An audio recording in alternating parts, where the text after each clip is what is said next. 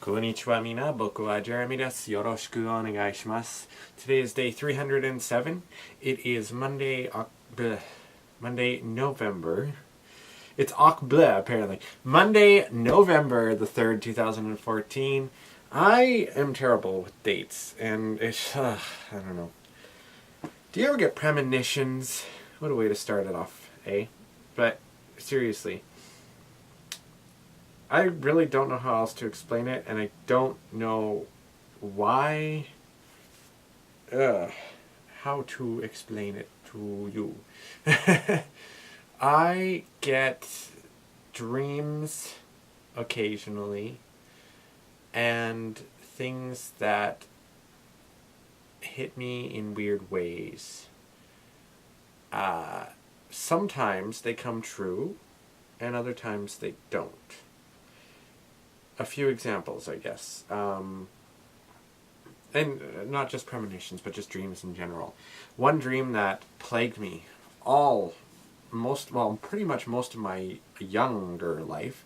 Anyway, it was, I lived in Calgary at one point. It was our second house, at 2212 26th Street in Southwest Calgary. Excuse me. And the way it was, the house was a two-level split. Or not split, two-level house. And the dream would always start with a party going on downstairs. And to get to the basement, you would basically go through the kitchen, there was the stairs, and go down there. And one of the dreams, like this one that always hit me, was I would start in my mom's room, my mom and dad's room, and they had a waterbed. It was a pretty big bed. And I would hear this sound, and everybody else would be downstairs. And I would take a look, and this hand, like literally a hand, would just reach out from my mom's side of the bed, which was the farthest side by the outer wall of the house, and it would just come around the waterbed like this, and then, down the one side, down the end, and around, and start chasing me as I would be running. Terrified. So I'd run out of their room, go down the hall, past the living room, into the kitchen, turn, go down the stairs. All the while this hand is chasing me, right? And I'm screaming, but it's like nobody could hear me. And so I end up going down the stairs and just flying down there, and I see everybody, and I'm just crying, and I just about get there and screaming out. Again, I know I'm doing it, but I don't hear it, like in your mind or in the dream world, I guess. And the hand grabs me, pulls me back up the stairs, around through the kitchen, through the hall, around the waterbed again, and then just as it would pull me in behind the waterbed, boom, I would wake up. And it never failed.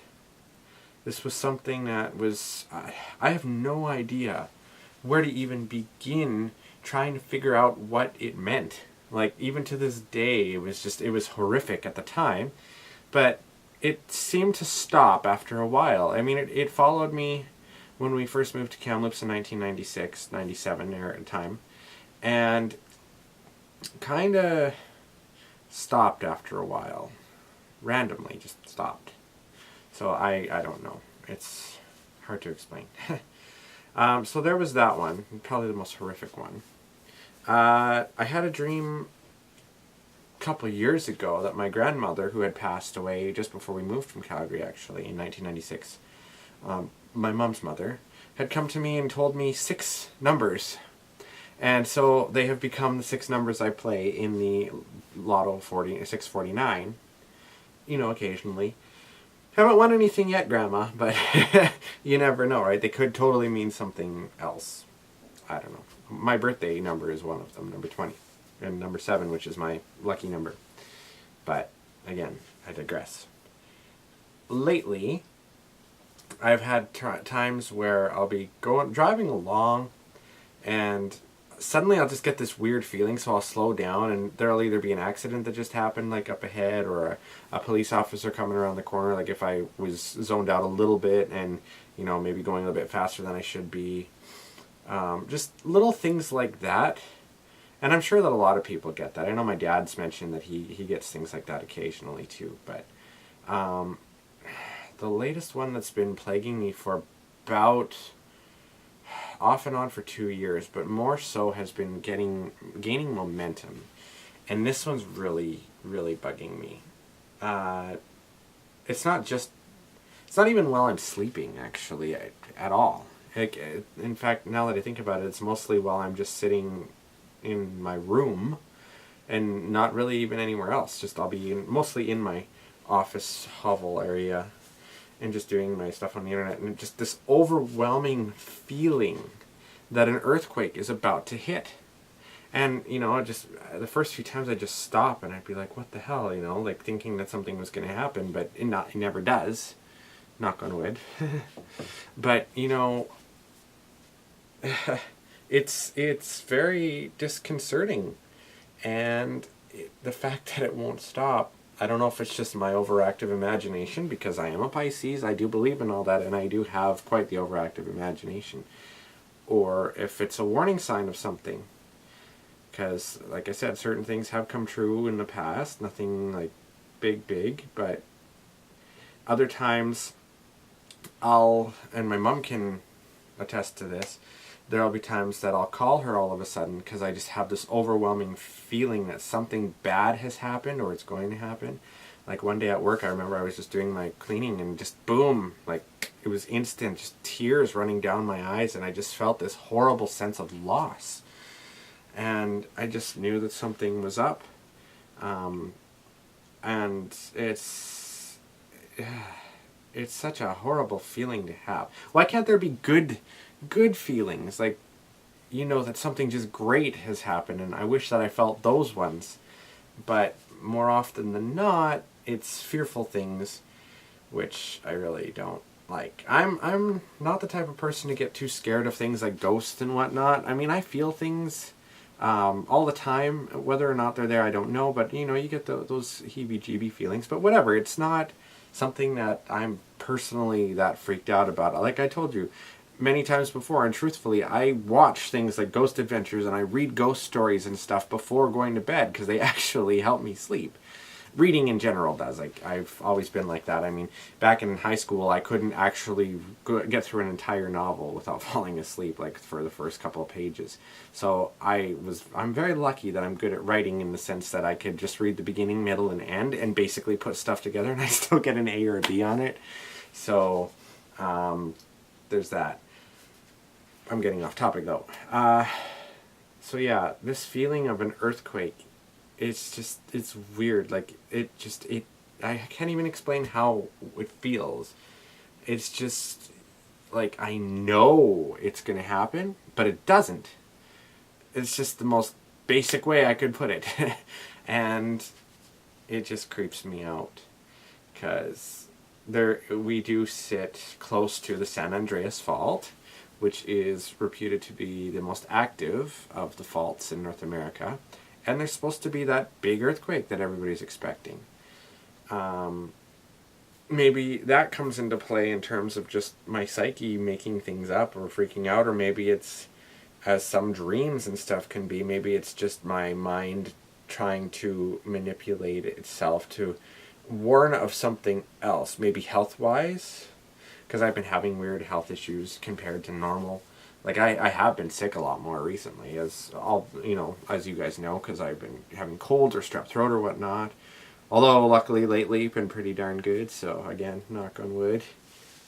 There's actual wood here, so that's why. I know, superstition, right? Not really superstitious, but still. You never know. You never know. You never know.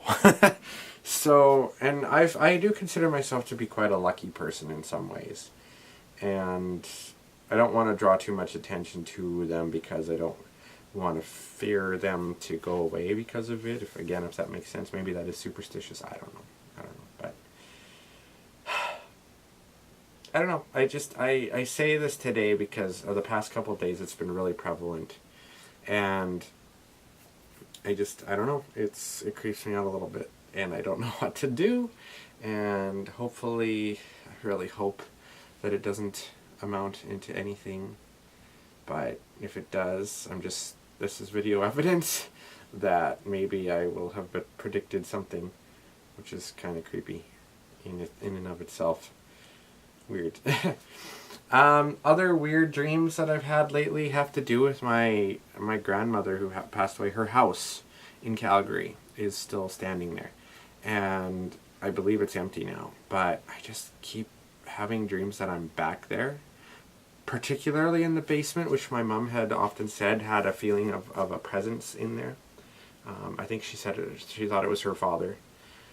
He passed away before I even was born. I didn't get to know him. But I think my middle name is his first name. I think I was named after him in that sense. And also the go-kart track that my family used to own, which is now not there anymore. I mean, the basic layout of it is, but they've built buildings over them, like kind of tent buildings, and they've changed it, so it's not likely to be a go-kart track again anytime soon. But just the other day, even, I was just dreaming that we were back there as we are now, myself and my family, running it again. Nostalgia, maybe? I did mention in my video yesterday I've been very nostalgic lately, and that's just a typical thing with me. I get nostalgic and emotional over a lot of things. But it's just so weird. There's been a lot of it lately, and more so than usual, so it's just very awkward to me. I don't know. What do you guys think? Maybe you can offer me some suggestions. Maybe some of you who are spiritualists or paranormalists or dream readers or tarot readers and stuff. You know, I actually have a set of tarot cards, which I found recently, that were packed away in my bag, one of my bags and stuff. And I've been tempted to look into them more and just do some of my own readings, but I know that a lot of people worry about this kind of a thing, so I haven't really opened them or looked at them too much lately. But I know some people that have more positive decks.